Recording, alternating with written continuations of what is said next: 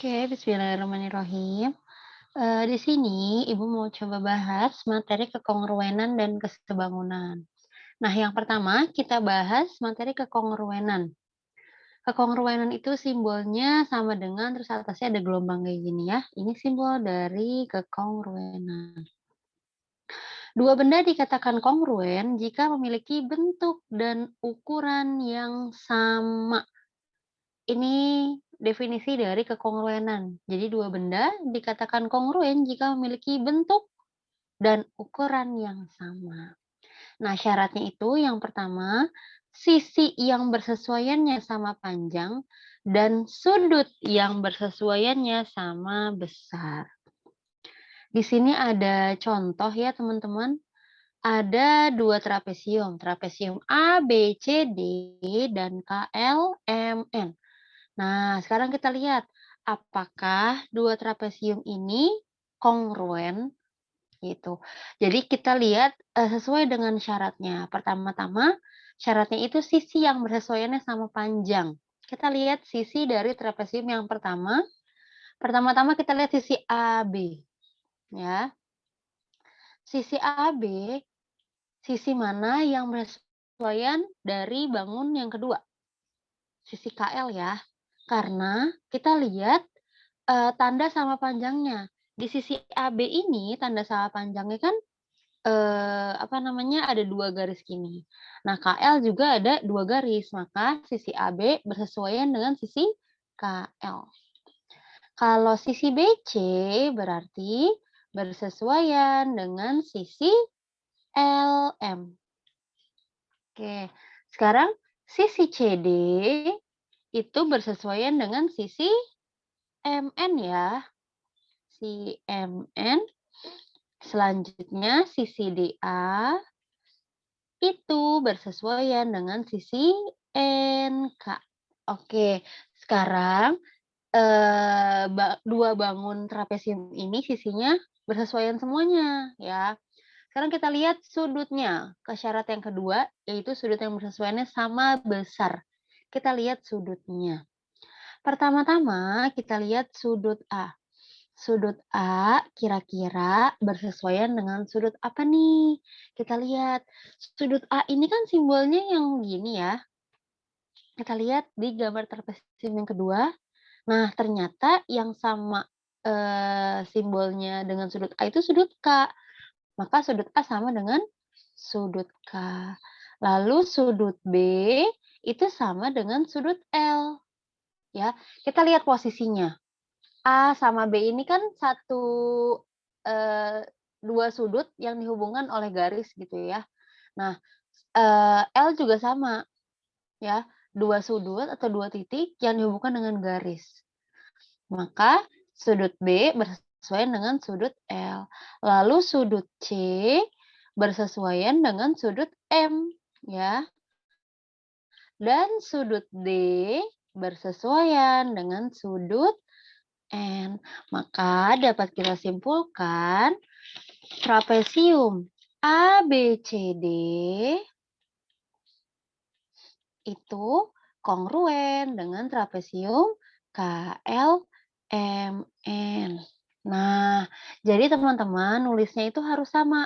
Kalau misalnya kita mau pakai DCBA, DCBA berarti kongruen dengan dari bawah juga NMLK gitu ya.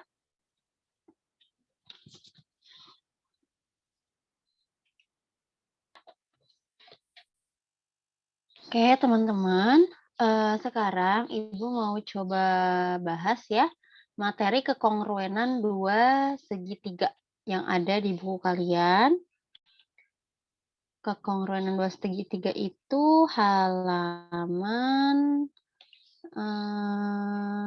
224 ya. Boleh sambil kalian lihat bukunya, boleh lihat, e-book yang ada di layar. Oke. Kekongruenan dua segitiga itu ada 5 kriteria ya.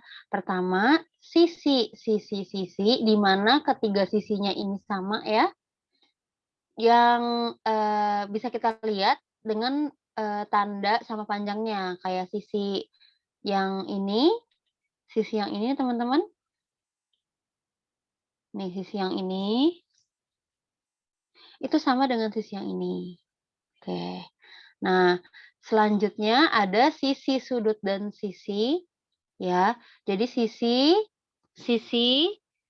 sudut-sudut dan sisi-sisinya itu sama.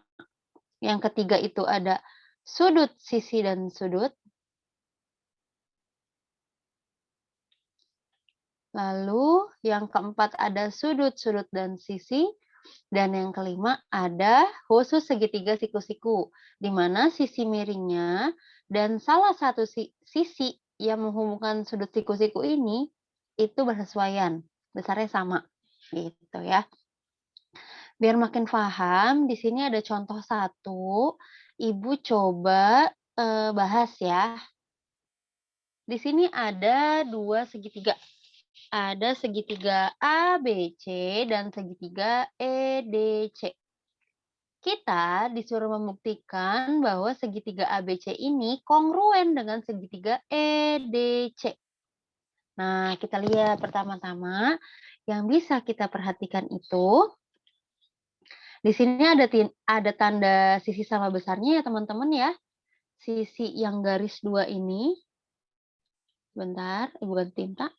Nih, ini garis 2 ini dengan garis 2 ini. Maka dapat kita simpulkan besar sisi AC ya, itu sama atau bersesuaian dengan sisi EC. Nah, selanjutnya kita lihat sisi yang lain juga.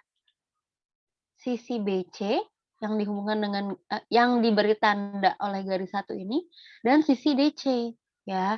Jadi sisi BC dan sisi DC ini bersesuaian, teman-teman, ya. Berarti kalau yang pertama sisi, yang kedua sisi, yang ketiganya itu sudutnya. Kalau kita perhatikan di sini sudut ACB nih dan sudut ECD itu sama besar ya. Sudut ACB dan sudut ECD itu sama besar. Kenapa? Karena dia bertolak belakang. Bertolak belakang, maka dia besarnya sama nih teman-teman. Ya. Nah, berarti kan ACB ini sudut ya. Dari ketiga yang tadi kita sudah sebutkan, dapat disimpulkan segitiga ABC, segitiga ABC itu kongruen dengan segitiga EDC. Karena memiliki kriterianya itu sisi, sudut, dan sisinya itu sama besar. Sisi, sudut, sisi itu kriteria yang ke berapa nih tadi? Yang kedua ya. Kriteria yang kedua. Gitu teman-teman. Oke, berarti contoh satu ini termasuk kriteria yang kedua. Gitu ya.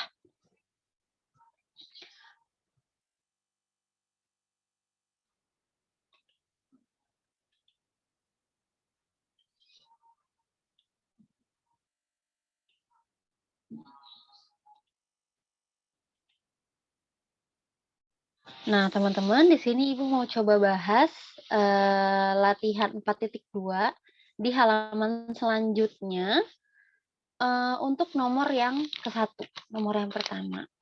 Tunjukkan bahwa segitiga PQS dan segitiga RQS itu kongruen. Kayak tadi, kita disuruh ngebuktiin bahwa segitiga PQS dan segitiga RQS ini kongruen, teman-teman. Yang bisa kita lihat pertama-tama itu sisinya, ya, ada tanda sama panjangnya. Sisi PS dan sisi RS ini sama kan? Maka PS itu sama dengan sisi RS. Oke. Nah, yang kedua teman-teman kita perhatikan, ini sisinya juga sama nih. Sisi yang ini sama kan? Maka dapat disimpulkan sisi PQ itu sama dengan sisi RQ. Ya, ini juga sisinya. Nah, kalau kita lihat, ini kan bentuknya segitiga siku-siku, teman-teman, ya kan? Kalau di halaman sebelumnya, segitiga siku-siku itu termasuk ke kriteria yang kelima, ya kan? Kriteria yang kelima nih. Kita coba scroll ke atas. Nah, nih kriteria yang kelima, khusus untuk segitiga siku-siku, di mana sisi miring dan satu siku sisi yang bersesuaiannya sama panjang. Ini udah sama kan kriterianya sama kayak yang kelima gitu. Jadi ini bisa kalian tuliskan termasuk kriteria yang kelima ya. Atau kalau kita lihat teman-teman, sudut SQP dengan sudut SQR ini sama kan? Sama-sama siku-siku ya. Sudut SQP itu sama dengan sudut SQR. Sama-sama sudut siku-siku, besarnya 90 derajat. Ini bisa juga sudutnya. Lalu kalau kita lihat teman-teman, ini ada sisi yang berhimpit, sisi SQ. Sisi SQ ini kan punya segitiga SQP dan SQR kan teman-teman. Jadi punya keduanya. Dan dia berhimpit. Ya, berhimpit. Maka besarnya pasti sama karena dia berhimpit. Gitu. Jadi ada 4 kriteria nih. Nah, jadi bisa kita buktikan segitiga PQS, sorry, itu kongruen dengan segitiga RTS. Nah, kriterianya yang mana? Bebas. Bisa yang sisi, itu kriteria yang pertama. Bisa yang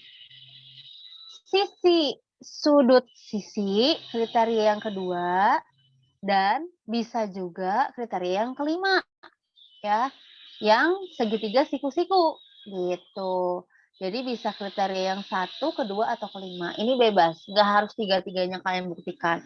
Kalau misalnya kalian buktiin salah satu aja boleh, gitu ya teman-teman. Oke, mungkin untuk kekongruenan cukup sampai sini. Ibu sudah bahas ya. Untuk latihan soal yang pernah Ibu kasih, sudah pernah juga dibahas di kelas. Jadi kalau misalnya ada yang mau tanyakan, silakan tanyakan ke WhatsApp Ibu. Terima kasih.